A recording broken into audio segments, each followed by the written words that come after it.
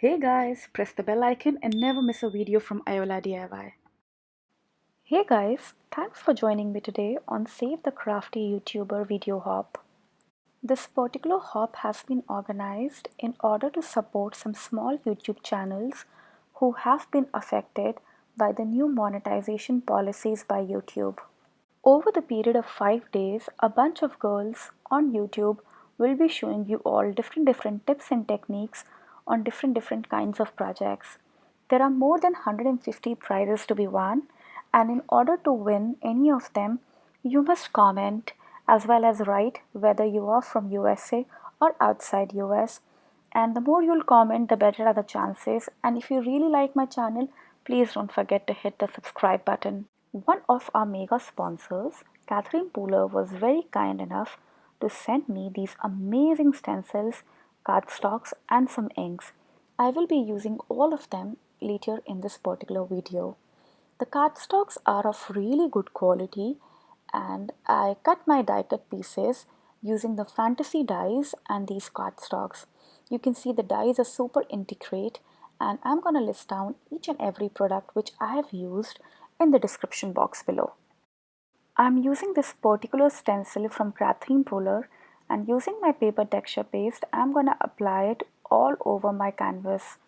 My canvas is pre-primed with some white gesso because I want the colors to show properly and I don't want them to bleed through.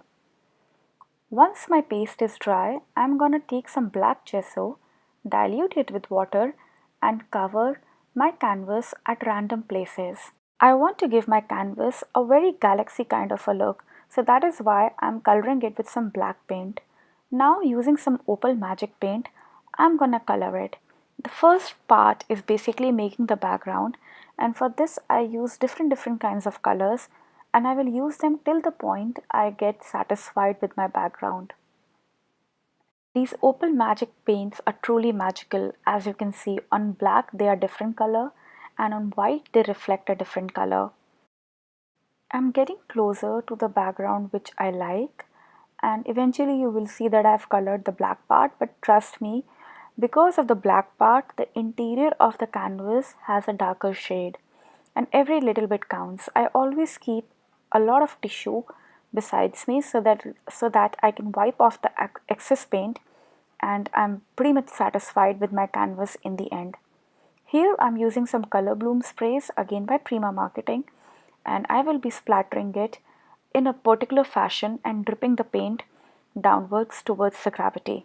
Now I will take some black gesso as well as white gesso, and using a toothbrush I'm gonna sprinkle it all over my canvas. Canvas looks like a galaxy. Now let's add stars to it. I'm using the Moonchild collection by Prima Marketing, and I've cut this beautiful star using my Silhouette Cameo machine. I'm de-stressing the edges, and I will be applying some color to the edges such that everything blends into each other.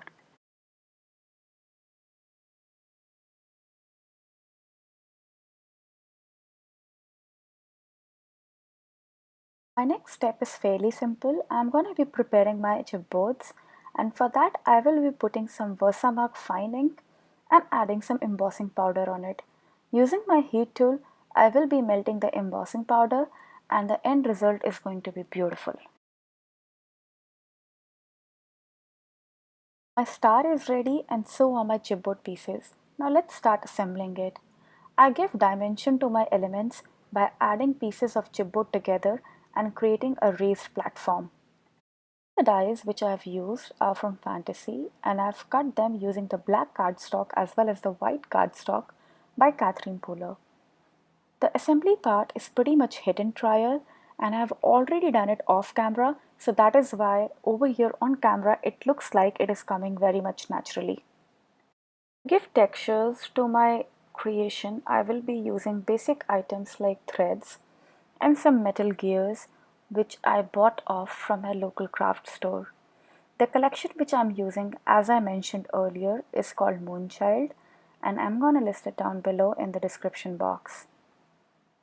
All the flowers and as well as most of the celestial elements which you will see me using are again by the same collection. So the assembly part is pretty much self-explanatory, so I'm gonna go a little off topic and talk more about my giveaway. So for this particular YouTube hop, I will be giving away 2 gift cards by scrapbook.com. They have been very generous and kind enough to donate 2 gift cards of $25 each. It will be open to everyone all across the world. That means my giveaway is open international. That's a good news. And in order to be eligible to win my giveaway, my particular giveaway, you have to be my subscriber and you have to follow me on Instagram as well as leave me a comment down below. When you leave me a comment below, make sure you write your Insta handle through which you are following me, and also make sure that you mention that you have already subscribed to my channel. All my social media links will be listed down below in the description box. Make sure you check it out in order to be eligible for this particular giveaway. Now, one very important tip I'll give you. In case you have stuck a flower and it's very hard to remove, just use your heat tool and it will loosen the glue and you can easily remove the flower. I use this technique all the time to pluck out my flowers from my old projects. As we are continuing further, I'm simply assembling my canvas with a hit and trial method of different elements all across.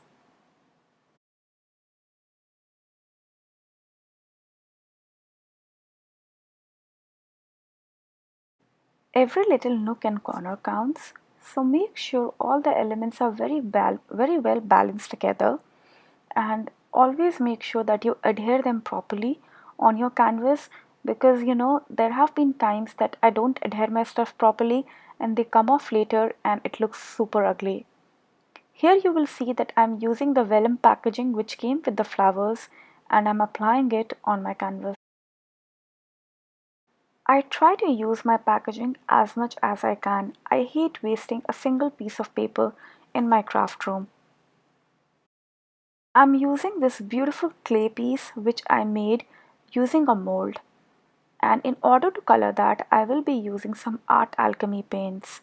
I've taken shades of green, purple and brown and I will blend them together as you will see in this video.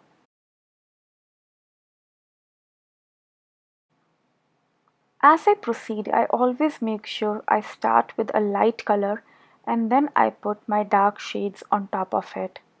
This gives me a liberty of making my piece as dark as I want it to be. Once my piece is dry, I'm gonna stick some more elements all across. Now using some soft matte gel, I will be applying it at random places so that I can sprinkle some art stones as well as glitter and beads on it. While my paste is still wet, I'm gonna be using my art stones, which by the way are the best creations by Prima in the mixed media world, and I will be using them all across in a very balanced way such that it looks pretty on my canvas. This particular canvas reminds me of Galaxy and this collection is perfect to go around with it. Here I'm using some glass glitter. These are basically thick form of glitter, not fine as regular glitter, and they look super gorgeous. I'm applying some more soft gel so that I can add more glitter on top of it.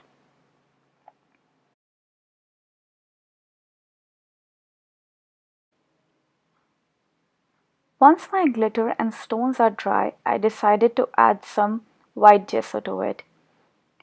This particular step helps me in neutralizing the entire canvas, and for this I would use my toothbrush, but before that I want to cover my flowers because I don't want that to be immersed in white paints. So I'm using simple tissue and I've covered my words and some flowers on which I don't want white sprinkle. So this particular white sprinkling part helps in balancing out the layout. In order to tone it a little bit more, I'm going to take my dabbing brush and using the dry brush technique, I'm going to apply it all over. Now let's move on to the next step, which is applying some beads. For this, I have taken some soft matte gel and on top of it, while it is still wet, I'm going to apply these beautiful glass beads. I'm gonna try to link it down below because it's hard to find in this particular color. My stones are fully dry and I will apply some color on top of it. I never apply dark patch of colors because I like my stones to have a very light shaded effect. For this, I simply apply my color and using a sprinkle of some water, I dilute the color. And one more thing I forgot to mention in the beginning, which is basically once I am ready with my background, I cover it all with some clear gesso so that nothing can bleed through it and my canvas is well protected. In the end, again, I'm gonna dry brush it a little bit more so that all the colors they get toned down a little bit. I really hope you guys have enjoyed watching this video. If you did, don't forget to leave me a big thumbs up. And for the giveaway information, it is somewhere in the middle of this video. So make sure you watch the entire process. And thank you so much guys for joining me today. Make sure you follow all the other YouTube hoppers who have worked very hard for this particular hop. The next person in line is there in my description box below. A big thank you to my personal sponsor scrapbook.com and have a great day guys. Bye.